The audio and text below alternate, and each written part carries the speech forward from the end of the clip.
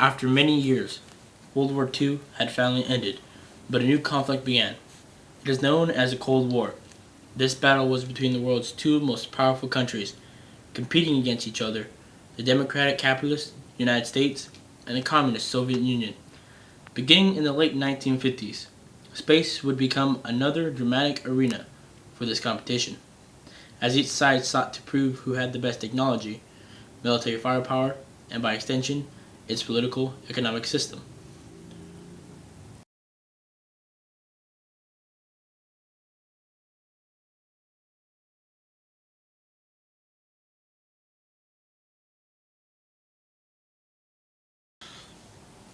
On October 4th, 1957, the Soviet Union is the first to send a satellite into space. This satellite was called Sputnik 1. It orbited Earth for about 3 months until it crashed down. This made America nervous, and the citizens demanded their government to do something in order not to fall behind. The launching of Sputnik 1 was a big blow for the United States.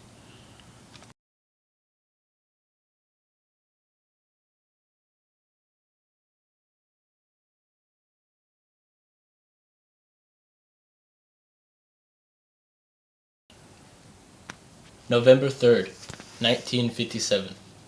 A month later, after launching Sputnik 1 into space, the Soviet Union stunned the world by launching Sputnik 2, the first ever spacecraft carrying the first ever live passenger, a dog named Laika.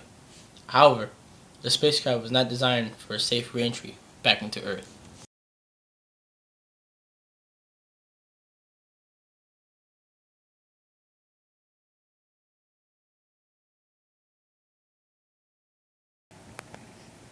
The launching of both Sputniks brought high demands to an immediate response from the U.S. on December 1957. The U.S. attempted to launch their first satellite.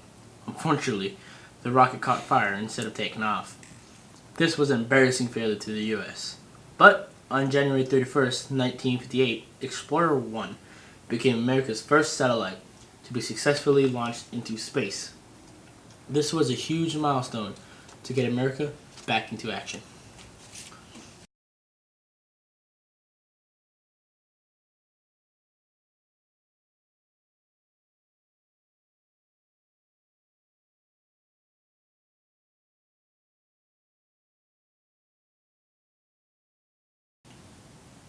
On October 1st, 1958, Congress passes the National Aeronautics and Space Act. The National Aeronautics and Space Administration, NASA, is formed.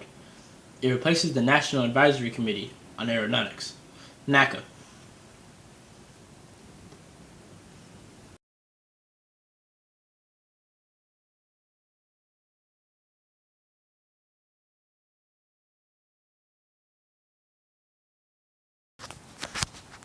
On April 12, 1961, the Soviet Union successfully launched the first man in space, cosmonaut Yuri Gagarin, aboard Vostok 1.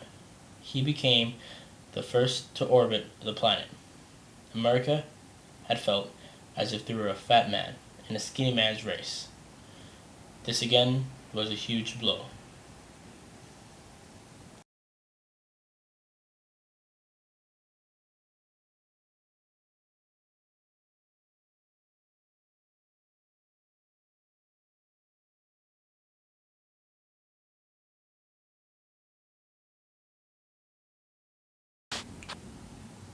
On May 5th, 1961, the United States finally launches the first American astronaut, Alan Shepard, into space aboard Freedom 7. This mission was part of the Mercury project and was just a suborbital flight lasting only 15 minutes and 28 seconds. 15 minutes, 28 seconds? I'd take poops longer than that. But at least it was a way for America to progress. But why, some say, the moon? Why choose this as our goal? And they may well ask, why climb the highest mountain? Why, 35 years ago, fly the Atlantic? Why does Rice play Texas We choose to go to the moon.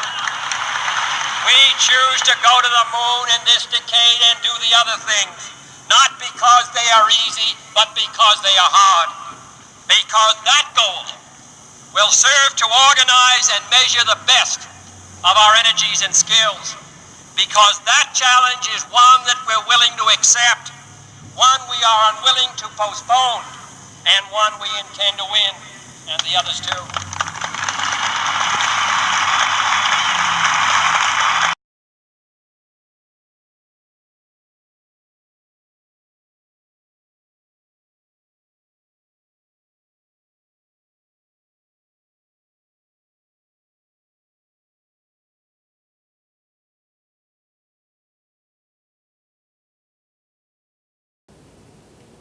After many tests, on February 20th, 1962, the United States finally manages to send an astronaut to orbit the Earth.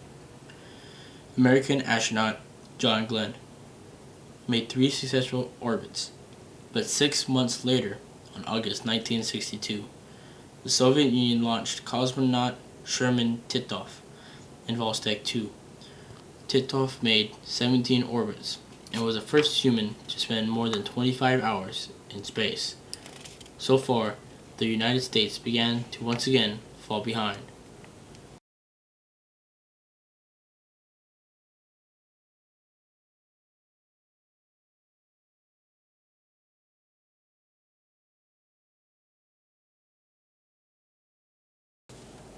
August 21st, 1965, U.S. launches Gemini 5, carrying astronauts Gordon Cooper and Charles Conrad on an 8-day mission to test guidance and navigation systems, as well as to study how humans can handle long-term exposure to space environment. Gemini would be a critical link between the early Mercury project and the Apollo 11.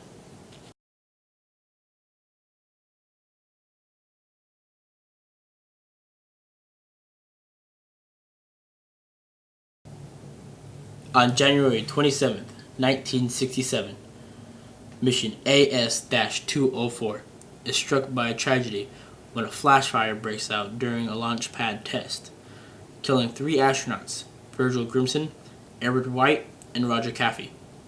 The mission, one of NASA's first major setbacks, was later named Apollo 1.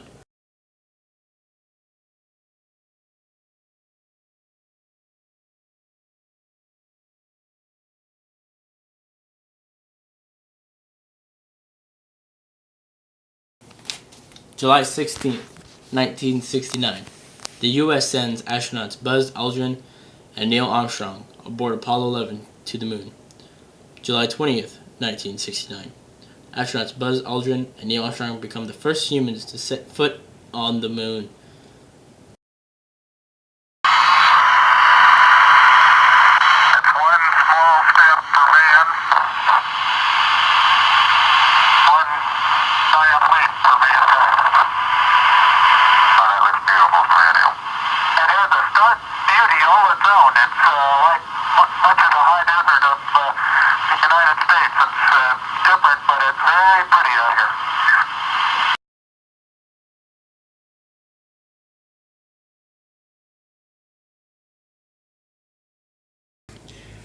By landing on the moon, the United States effectively won the space race and had begun with Sputnik's launch in 1957.